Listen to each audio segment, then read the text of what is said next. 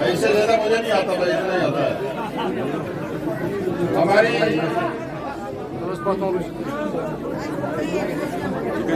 बहन आप सबके हाथी अजीज लीडर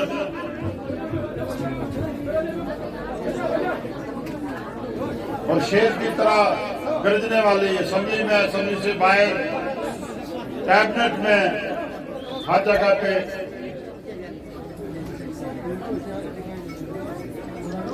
कश्मीर की तर्जुमानी करने वाली मोहतरमा सिटी नाइकी जी,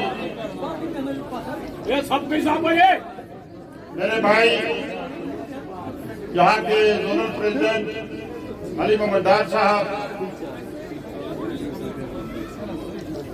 मेरे भाई डॉक्टर शफी साहब, ऑनरेबल एमएलए, मेरे भाई सैफुल्लाह भट्ट साहब, ऑनरेबल एमएलए, जिला के डिस्ट्रिक्ट सदर,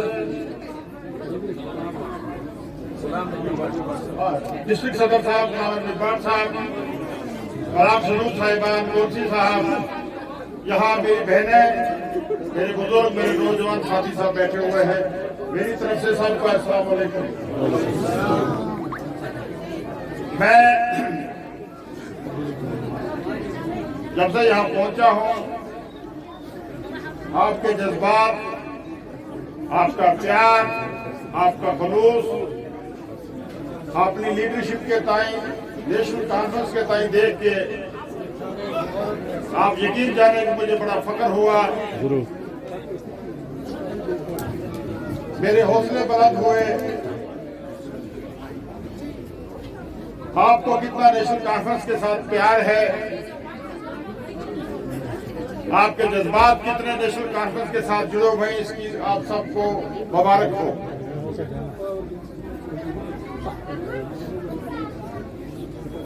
मेरी बहनें, मेरे बुजुर्गों, नौजवान साथियों, जम्मू कश्मीर नेशनल कॉन्फ्रेंस ये आपकी जमात है, ये नौजवानों की जमात है, ये मेरी माओ, मेरे बुजुर्गों की जमात है, ये बच्चों की जमात है, हम सब की जमात है, ये हिंदू मुसलमान की जमात है, ये जम्मू कश्मीर की शनाख्त है।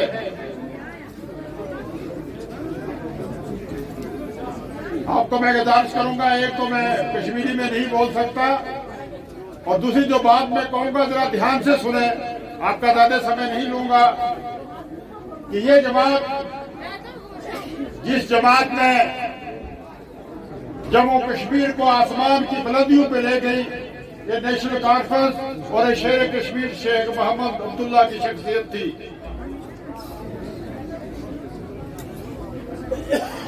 मुझे आपकी मासूमियत देख के, जहां आपका प्यार, खलूस, हमदर्दियां इस तंजीम के साथ है, लेकिन मैं आपकी मासूमियत, मुझे आपका सादापन, कि कितनी हमारी मासूमियत का, हमारी सादगी का नाजायज फायदा लोगों ने उठाया। आज हम जिस कजिए में हैं, जिस मुसीबत में हैं, इसको आप सब समझते हैं। आज भी हम ये कह रहे हैं कि हमारे घर में नलका नहीं आ रहा है। प्रेसिडेंट साहब, क्योंकि मैं इतनी कश्मीरी जरूरी समझता था जब वाटर सप्लाई की बात करते थे, जब पानी की कमी की बात करते थे, वो मुझे समझ आ रही थी। मेरे बुजुर्गों, मेरे साथियों, मेरी बहनों, ये कश्मीर जिसे जन्नत बेनज़ीर कहा जाता है, ये कश्मीर जिसको दुनिया के किसी कोने में आप चले जाए, कश्मीर का नाम जिंदा है। ये बात आप समझते हैं? ये किस वजह से जिंदा है? ये शेर कश्मीर शेख मोहम्मद अब्दुल्ला की शख्सियत की वजह से जिंदा है, और नेशनल कॉन्फ्रेंस की की वजह से जिंदा, और शेर कश्मीर की जो लेगेसी आप लोग चला रहे हैं उसकी वजह से जिंदा है। लेकिन आज उस शेर कश्मीर की धरती पे उस शेर कश्मीर के जवाले और चाहने वाले लोग जो हैं वो एक वक्त की रोटी के लिए तड़पते हैं, वो पानी के गिलास के लिए तड़पते हैं, वो बिजली के खंभे के लिए तड़पते हैं। ये गलती किसकी है? ये हमारी सादगी का फायदा किसने उठाया? हमें इस बर्बादी के धारे पे बैठाया किसने? कभी आपने इसकी तरफ सोचा कि शेर कश्मीर ने, लंबी कहानी करूंगा, कि जिसने इस कश्मीर को दुनिया में मुतारिफ करवाया, उस शेर कश्मीर को जेल की सलाखों के पीछे फेंक दिया गया, लेकिन कौम ने उसकी कोई खबर नहीं रखी। दूसरे दिन लोग चले गए और हल्फ उठाने के लिए सूटुट बूटुट होकर चले गए। कहते हैं लम्हा गलती करता है तो सदियां सदा भुगतती है।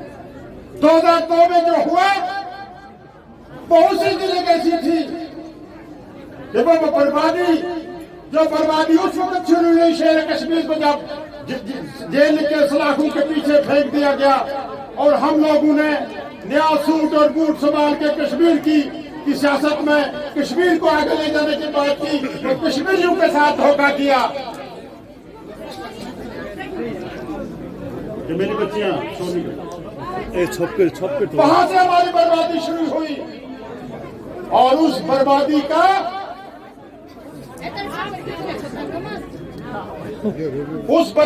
को तकवीयत हमने 2002 में दे दी, जब यहां पीडीपी जो क्रिएशन थी हिंदुस्तान की एजेंसियों की, जो क्रिएशन थी हिंदुस्तान की एजेंसियों की, कि यहां एक ऐसी जमात लाई जाए जिसके साथ हम मिलकर कश्मीर की बर्बादी करें। ये मैं कहता रहा हमेशा।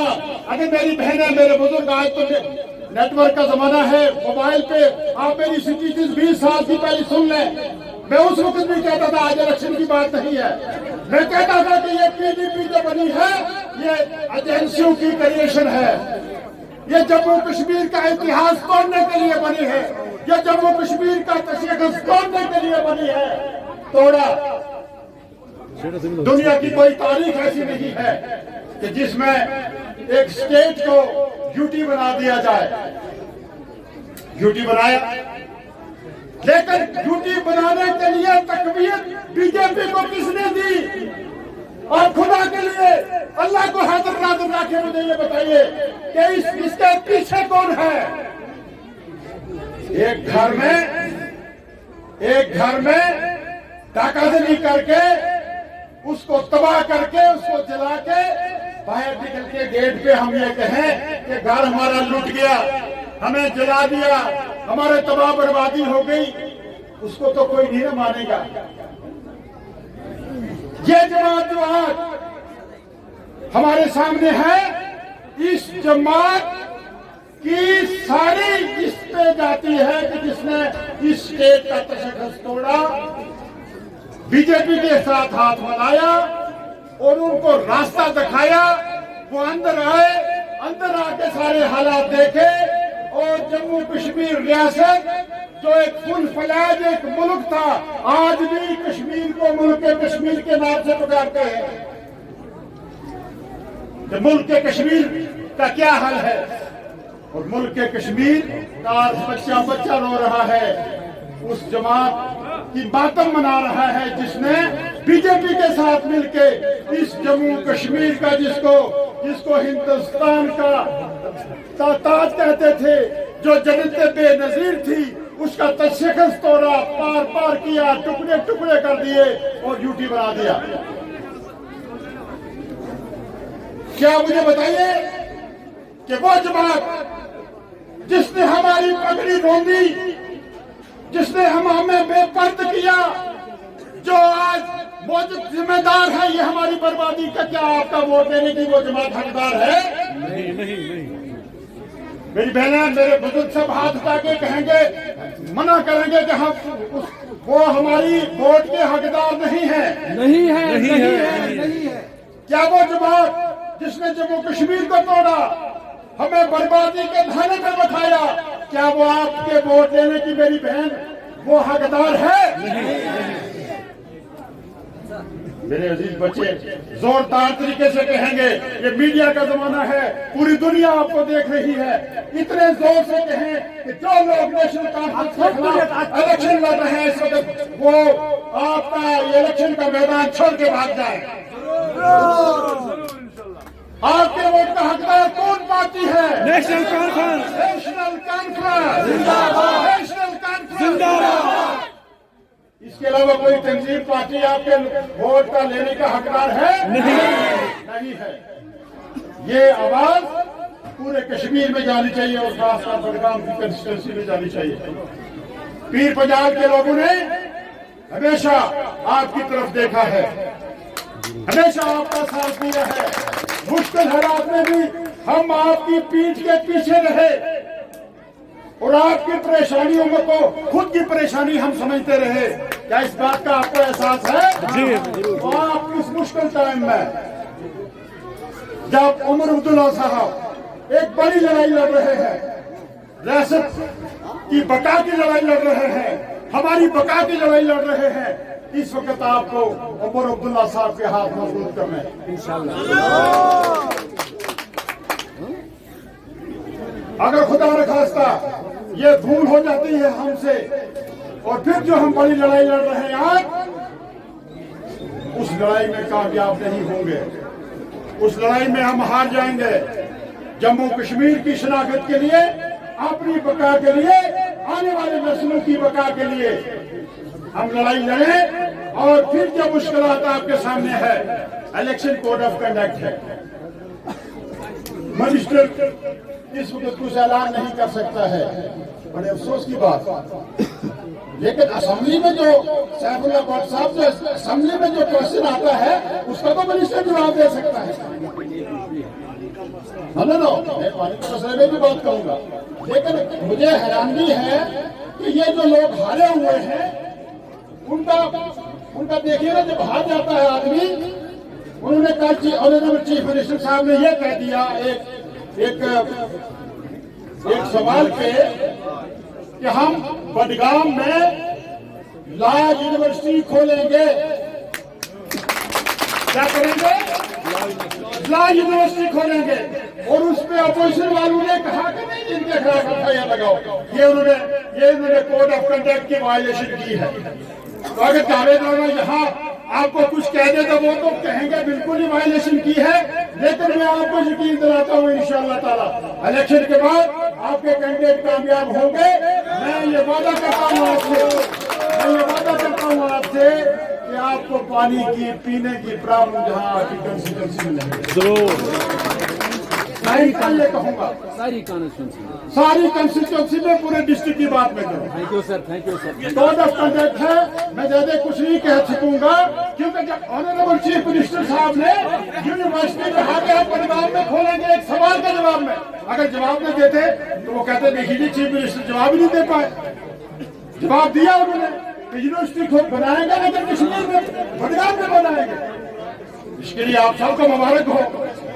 इतनी बड़ी बात चीफ मिनिस्टर साहब ने कही, इसके लिए आपने तालियां तो बजाई नहीं अभी तक। तो अपोजिशन ने इलेक्शन कमीशन को शिकायत कर दी देगी, इन्होंने इलेक्शन की वायलेशन की है। तो अगर ये पीने के पानी पे भी वायलेशन लगाएंगे तो वो लगाते रहे। पीने का पानी तो हर कोई पीता है, उसको जरूरत है, इलेक्शन कमीशन नहीं पीता है। आपको कोई प्रॉब्लम नहीं रहेंगी, आपको कोई मुश्किलात नहीं रहेंगी।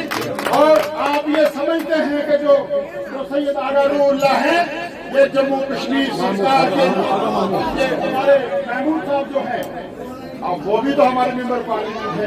हमारा क्या कसूर है? हमारा कसूर इतना ही है कि हमने उनको जबरदस्ती लाया। मुझे याद है कि मैं उस वक्त मौजूद था फारूक साहब के साथ, और वो ईरान में थे। हमें बड़ा एहतराम है, हमारे ऑनरेबल पार्लियामेंट है, हमारी तंजीम के लिए काम करेंगे, हमारी तंजीम में हैं वो, मुझे उनका बड़ा एहतराम है। मेरे कुलीग रहे हैं, हम अगठे में रहे हैं, तो उनको वहां से लाया वो इलेक्शन लड़ने के भी उस वक्त हक में नहीं थे, क्योंकि कोई आसार ही नहीं थे इलेक्शन के। हालात ही ऐसे मुश्किल हालात थे उस वक्त, डरता था हर आदमी। लेकिन तो इलेक्शन हो गया, मेंबर पार्लियामेंट है, तंजीम के लिए काम करेंगे। मुझे यकीन है कि वो तंजीम के लिए काम करेंगे, सैने आदमी है, बड़े आदमी है। तो मैं गुजारिश करूं कि ये जो हमारे आगा महमूद मेरे बड़े भाई, ये जम्मू कश्मीर नेशनल कॉन्फ्रेंस के कैंडिडेट है, और जम्मू कश्मीर नेशनल कॉन्फ्रेंस जो है वो इस वक्त बरसरे इख्तियार है, हुकूमत में है। आप मेरी बात समझे? जम्मू कश्मीर नेशनल कॉन्फ्रेंस इस वक्त सरकार में है, और सरकार के ये कैंडिडेट है। जरूर आपकी मुश्किलात अल्लाह दूर करेगा, और जम्मू कश्मीर सरकार उमर अब्दुल्ला साहब की सरकार इंशाल्लाह